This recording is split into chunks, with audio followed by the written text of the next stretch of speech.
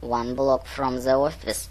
They stopped to help an elderly woman who had bruised herself rushing out of her apartment, but aside from the woman, they hadn't passed anyone who looked injured or seen any serious signs of damage to the city that couldn't be corrected by a few days' work and a few $1 million of public money. The office building looked safe enough, certainly less risky than the 12-story apartment complex, but the elevator wasn't working.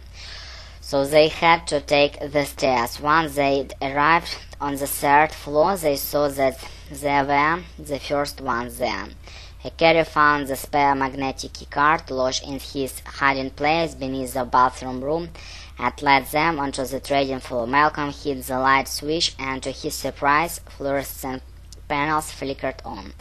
Obviously, the backup generator was still working. Alone in the office, they tried to figure out what to do.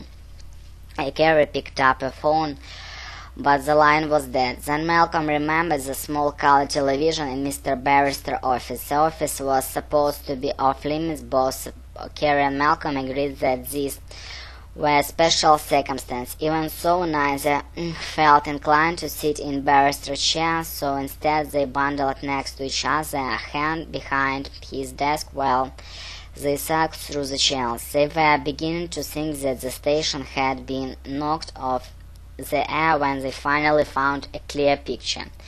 Malcolm's face paled as they watched the report. Carey had been right. Osaka had not been the earthquake epicenter.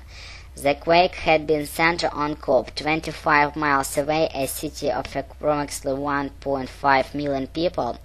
According to the report, it was the worst earthquake to have hit Japan in 70 years, measuring more than 7.2 on the Richter scale. Also, it was still early. Authorities were estimated at least 100,000 buildings had been destroyed. Malcolm leaned against the desk as the camera panned across the destruction. Most of the city looked it was burning. In one area, the flames were billowing more than 100 feet in the air. Репетитор по скайпу, Smart Teacher 197.